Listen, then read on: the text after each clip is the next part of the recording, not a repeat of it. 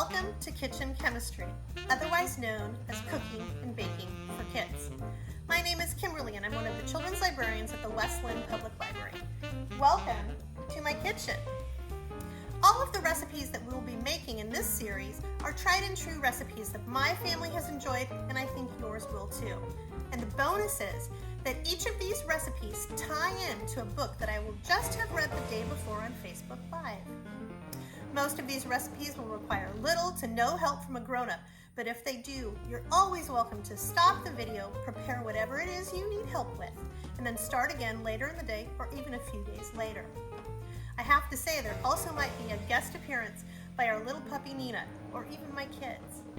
All right, friends, let's get started with kitchen chemistry. Hi, friends. Today on Kitchen Chemistry, we are going to be making a tomato soup. It's a very simple recipe that's actually from Ina Garten or the Barefoot Contessa. It's just a basic soup where you can add croutons or cheese or rice or pasta like we're going to do today. But really, my favorite way to eat it is with a grilled cheese sandwich. Now, like we always do, I'm going to first give you a list of very specific tools that you'll need to make the recipe, and then I will give you a list of the specific ingredients in the exact amounts you're going to need them.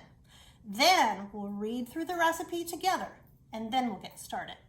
The tools that you will need are a large pot, and then you'll need a small pot.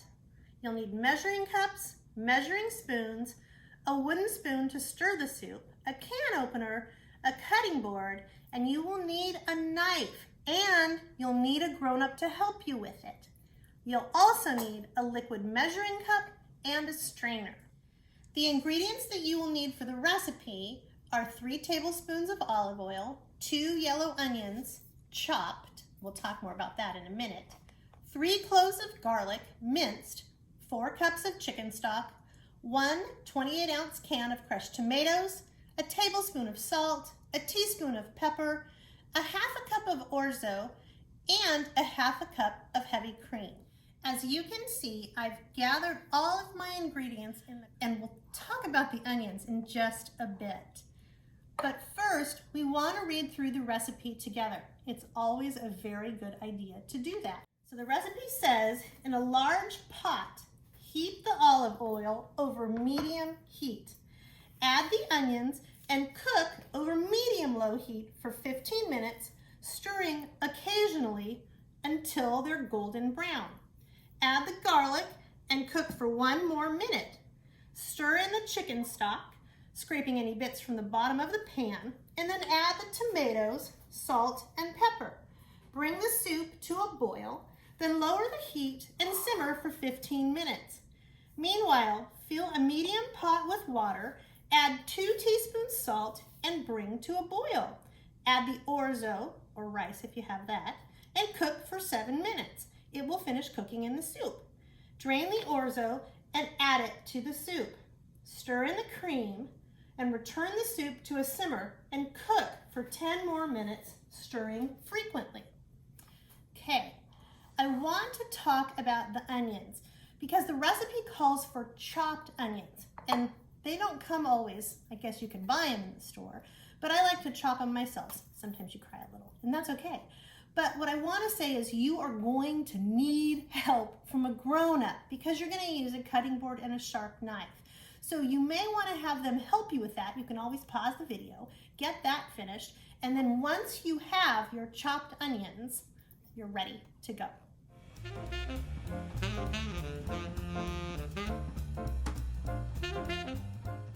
All right, I'm going to add my 3 tablespoons of olive oil, or approximately that much, to the pan, dump the onions in, and then I'll stir. And you want to stir consistently, and you want to do this over a good heat. So let me turn this on.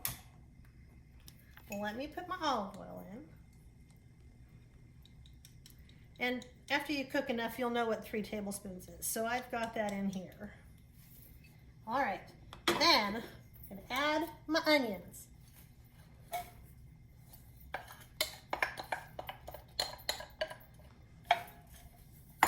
All right, and you can go off and do a few other things, but you want to make sure that this gets stirred. So you might want to open up your can of tomatoes, get your orzo or rice ready, but this is going to stay on here for about 15 minutes. And let it get nice and golden brown. You want the onions to be translucent, but if they, I don't want to say burn, but if they get a little sticky and stuck on the bottom, that's okay. It just makes them taste really, really good. All right, we're gonna let these cook for 15 minutes and then I'll be back.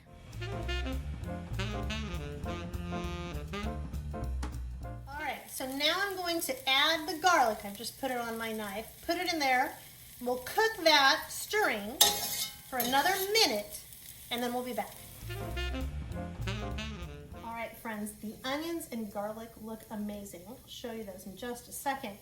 This is where we're gonna add the chicken stock, and you wanna add it in really small amounts to start so that you can scrape those brown bits off the bottom of the pan, and then add the rest of it, and the tomatoes, and all the other ingredients. So here we go.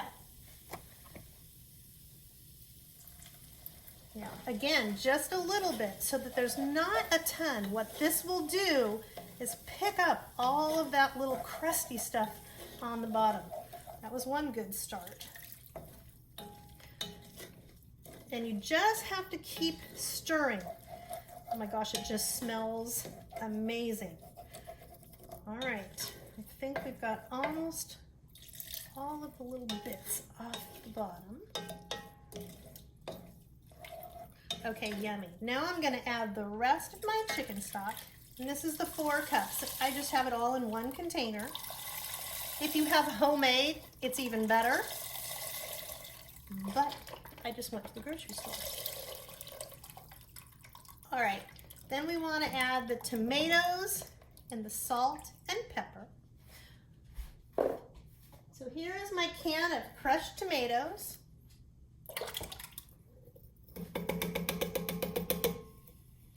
All right, I'm gonna give that one big stir. Oh my gosh, it's starting to look yummy. It already smells yummy. All right, and then it says 1 teaspoon of salt. Again, I kind of wing it. And, or was it a tablespoon of salt? A teaspoon of pepper.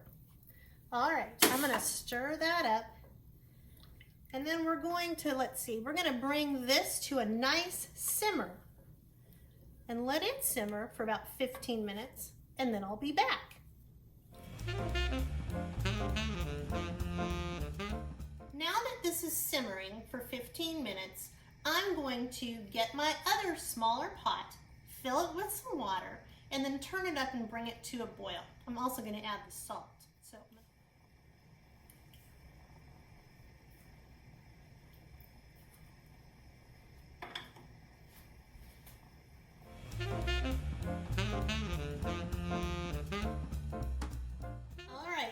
I'm going to add a half a cup of orzo to my boiling water that already has salt in it. I'm going to give it a stir. Now I use the same spoon typically because it's all going in the same place. All right, we'll let that cook for 7 minutes, and then I'm going to give my pot right here another stir, and I'll be back when the orzo's done.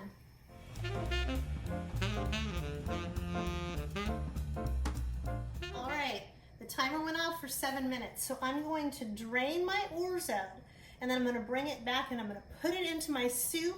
I'm going to add that half a cup of cream, stir it up, and then it'll sit for about 10 more minutes at a nice simmer. All right, here I go.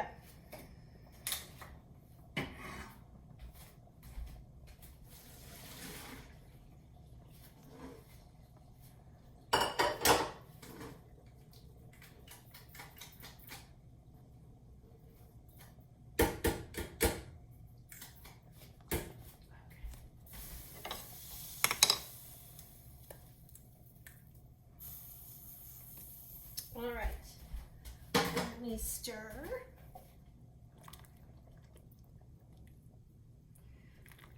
Okay, now I'm gonna add the half a cup of cream. Now, if you don't have cream, you can always add half and half or something else. It just gives it a really rich thickness.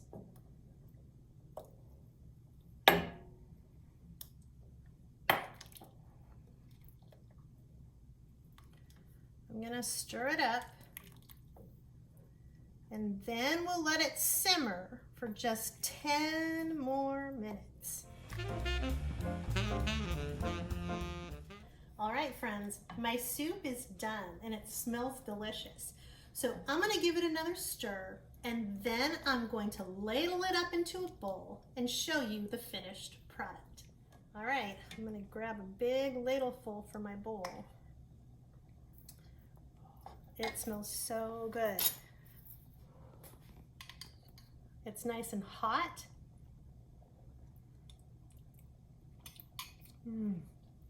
Okay, the first thing I taste is the pasta and the cream, which is delicious. Those lovely tomatoes. Tomato season is coming, you guys. You can always make your own homemade crushed tomatoes and make the same recipe. And again, you can always throw some cheese on top, some croutons on top. Sometimes if it's basil time, which it is almost right now, I'll throw some of that in. But really, it's super good with grilled cheese, which I think I'm gonna go make next. Thanks, friends. I hope to see you next time on Kitchen Chemistry.